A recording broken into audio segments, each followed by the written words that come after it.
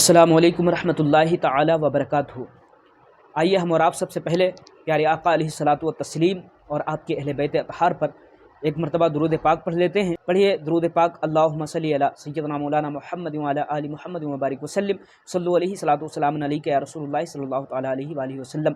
अल्लाह की बारगाह में दुआ है, परवरदिगार आलम, इस माह मुहर्रमुल हराम शरीफ की मुक़द्दस तारीख़ के सदक़े तवस्सुल से, मुबारक महीने के सदक़े तवस्सुल से परवरदिगार आलम तमाम उम्मत मुस्लिमा की जानो माल, इज़्ज़त व आबरू, ईमान व अक़ीदे की हिफाजत अता फरमा। बिलखुसूस गाज़ा फ़लस्तीन के मज़लूम मुसलमानों पर तो अपना ख़ास रहम व करम नाज़िल अता फरमा। प्यारे अज़ीज़ दोस्तों, आज की इस वीडियो के अंदर माह मुहर्रमुल हराम शरीफ को लेकर के एक बहुत ही नायाब और ख़ूबसूरत बयान, जिस बयान के ज़रिए से आपको ये पता चलने वाला है इमाम हुसैन रज़ियल्लाहु ताला अन्हु की सीरत तय्यबा कैसी थी, इमाम हसन की सीरत तय्यबा कैसी थी। 72 नुफूस कुदसिया जिन्होंने दीन हक़ के खातिर शहीद हुए हैं, उन्हीं को लेकर के बड़ा ही निराला बयान है, जिस बयान को सुनने के बाद आपका ईमान तरोताज़ा हो जाएगा, आपका अक़ीदा, आपका ईमान जगमगाने लगेगा, आपके ईमान के अंदर एक नई जान पैदा हो जाएगी। आइए हम और आप बिला ताख़ीर उस बयान को समाअत करें। उससे पहले बस आप सभी लोगों से मेरी छोटी सी अपील और गुजारिश है, अगर हो सके तो आप अपना मुझे भाई समझ करके इस बात को ज़रूर आप एक्सेप्ट करें, इस बात पर अमल करें। बात यह है कि जितने भी राफ़ज़ी शिया हैं, इन लोगों से अगर आप बच गए तो यकीनी तौर पर मैं कह रहा हूं कि आपकी दुनिया और आखिरत बहुत खूबसूरत हो जाएगी। इस बात पर आप ज़रूर अमल करें। आपको शिया राफ़ज़ियों से बचना है, मुनाफिकों से बचना है। और मैं नाम बता देता हूँ, जैसा कि जहन्नमी यारी, ये जहन्नम का कुत्ता है और इससे मोहब्बत करने वाले भी जहन्नम के अंदर डाले जाएंगे, वो भी जहन्नम ही के कुत्ते हैं। नजसुल ऐन और फंटा बाबा, ये भी हरामी हम की औलाद, ये भी मुनाफिक है, ये भी राफ़ज़ी कुत्ता है, जहन्नम का अंडा है, इससे भी बचना है। और जितने भी इस तरह के ख़यालात रखते हैं, जिनके नज़रियात ऐसे हैं, जो शेखैन पर मुनाजरा करने के मंसूबे तैयार करते हैं, शेखैन की नफ़रत को अपने सीने के अंदर डाल करके और वो कहते हैं कि मैं सुन्नी हूँ, यानी सुन्नियत का जो ढोंग रचते हैं, ऐसे हरामियों से सारी उम्मत को बचना इस वक्त बेहद ज़रूरी है, लाजमी है। अगर इन हरामियों से आपने बचने की कोशिश नहीं की तो कसम खुदा की तुम्हारा ईमान अक़ीदा कब ख़त्म हो जाएगा ये ख़ुद आपको नहीं पता चलेगा। तो खुदारा आप इस बात को ज़रूर समझें, इन कुत्तों से, राफ़ज़ी कुत्तों से ज़रूर बचें, वरना ईमान और सबसे अहम जो चीज़ है ना, सबसे बड़ी जो दौलत है वो ईमान और अक़ीदा होता है। जब इंसान का ईमान अक़ीदा ख़त्म हो जाता है तो फिर इंसान मुर्दा हो जाता है, मुर्दे से भी बदतर हो जाता है। तो ईमान अक़ीदा सलामत है तो आप के लिए हर एक चीज़ आसान हो जाएगी इंशाअल्लाह ताला। करबला के हवाले से एक बड़ा ही खूबसूरत, बहुत ही अच्छा बयान है। आइए हम सारे लोग मिलकर के समाप्त करते हैं। 90% कहानी करबला के हवाले से जो बोली जाती है, 90% कहानी सब गढ़ी हुई है, सब झूठी कहानी है। जैसे फिल्म की कहानी होती है, एक बंदा उसको लिख देता है और एक हीरो उसकी एक्टिंग करके, अदा करके, कभी रोना कभी हंसना, वो सब एक कहानी बना देता है और लोग उसको सही समझ करके 3 घंटा फिल्म हॉल में बैठ कर देखते हैं। तो उसी कहानी की तरह इमाम हुसैन की कहानी को फिल्मी कहानी लोगों ने बना दिया। रोने की कहानी, रुलाने की कहानी, रंग जमाने की कहानी, जबकि बुजुर्गों ने कहा 90% कहानियां सब गढ़ी हुई है, सब झूठी कहानी है। हाय सोहरा हाय सकीना की कहानी झूठी कहानी है। अहले बैते अतहार पे इल्जाम लगाना है कि अहले बैते अतहार की कहानी ये सब्र की कहानी है, ये हक की राह में कुर्बानी की कहानी है। वहां रोना कहां है, वहां खोना कहां है, वहां सर का बाल नोचना कहां है, वहां आम आदमी की तरह सर से दीवार से टकराना कहां है। वहां तो लाशों के अंबार पे भी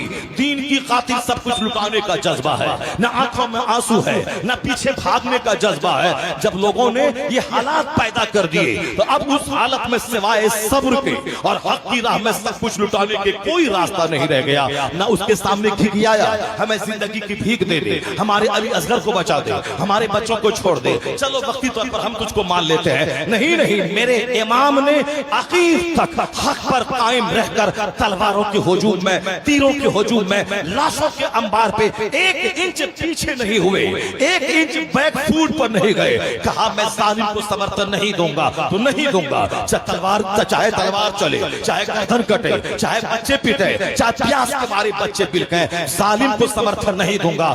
ظالم کو سمرتھن کا مطلب ہے ظلم کی حمایت کرنا، ظلم کا ساتھ دینا. یہ حسین سے نہیں ہوگا. تیرے ہاتھ میں تلوار ہے تو میری گردن اتار سکتا ہے، مگر میرے پاس ہاتھ ہے، یہ ہاتھ نہیں دوں گا. میرے پاس ضمیر ہے، یہ ضمیر نہیں دوں گا. تو لاشیں گرتی رہی، حسین کا حوصلہ بڑھتا چلا گیا، یہاں تک کہ اخیر میں ہزاروں تلواروں کا زخم سہ کر، یہاں تک کہ 70 زخم نیزوں کے کھا کر سجدے میں سر رکھ دیا، گردن کٹ گئی. مگر حسین اپنا ہاتھ اس ظالم کے ہاتھ میں نہیں دیا، اپنا ہاتھ بچا لیا، اپنا ضمیر بچا لیا. ذرہ ذرہ پکار اٹھا کربلا کا.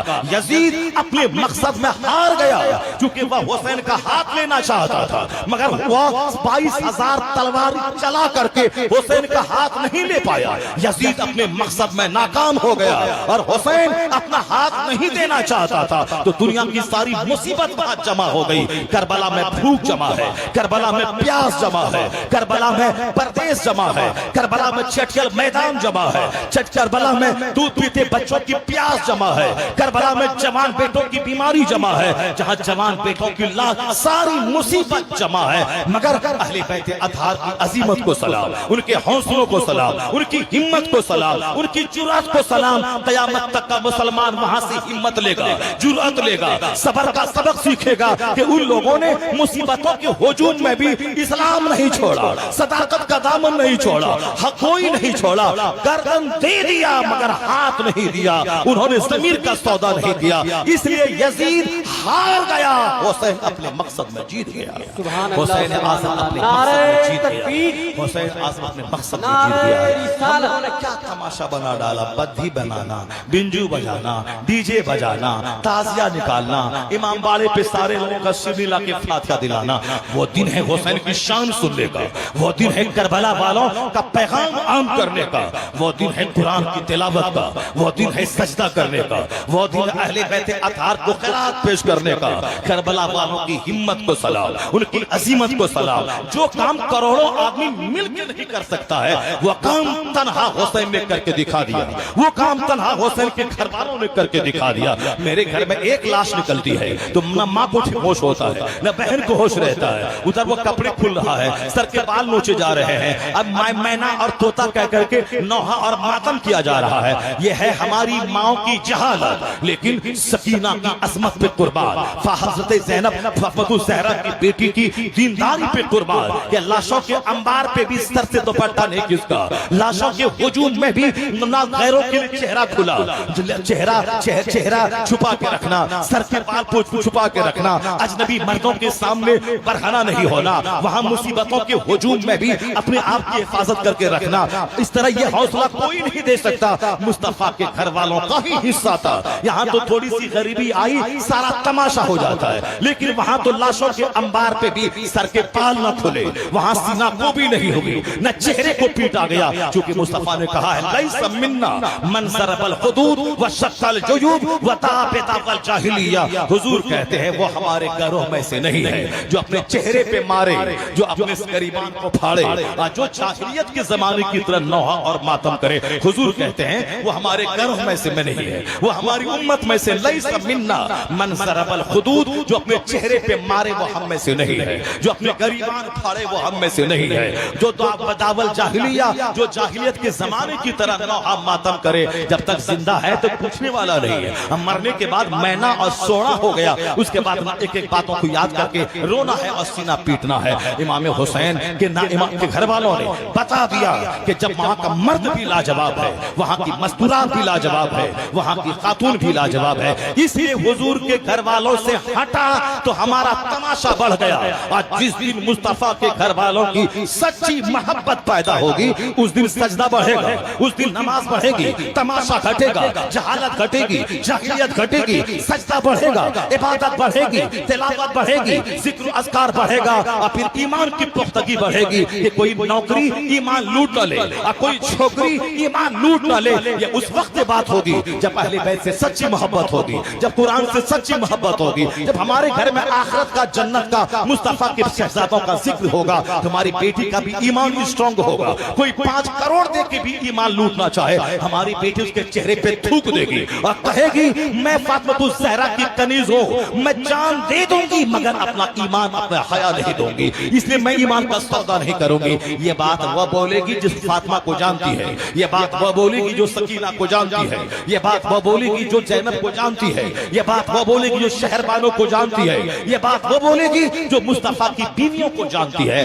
جو کرینہ کو جانتی ہے، جو کیٹرینہ کو جانتی ہے، جو شاہ رخ خان کی بیوی گوری خان کو جانتی ہے. وہ تو کسی خوبصورت لڑکے کو دیکھے گا ایمان بیچ ڈالے گی، وہ تو نوکری والے کو دیکھے گا ایمان بیچ ڈالے گی. یہی حال ہو رہا ہے مسلمانوں کے کئی لاکھ بچے جو غیروں کی گود میں بھیڑ چڑھ گئے، اسی لیے ان کے گھر میں تماشا ہے، ان کے گھر میں واٹس ایپ ہے، ان کے گھر میں انسٹاگرام ہے، ان سے گھر میں رات بھر بولو فلمیں دیکھی جاتی ہے، ان کے گھر میں مولانا کو گالی دیا جاتا ہے، ان کے گھر میں دین کے نام پہ صرف سیوئی کھانا اور دین کے نام پہ سوائے صرف ٹوپی پہننا اور نیا کپڑا پہننا. یہی عید ہے، چاہے رمضان میں ایک رات تراویح نہ پڑھا ہو، چاہے رمضان میں ختم قرآن نہ کیا ہو، ایک دن کا روزہ نہ رکھا ہو، اس کا مطلب عید ہے سیوئی کھانا، اس کے مطلب عید ہے تہوار موج مستی کرنا. ہم نے اسلام کو سمجھا ہی نہیں، اس لیے ہمارے بچے کیا اسلام کے نام پہ سب کچھ قربان کریں گے. آج ضرورت ہے کہ حسین اعظم کو پڑھا جائے، اپنے بچوں کی گھٹی میں ایمان پلایا جائے. یہ دنیا چھن بھر کی ہے،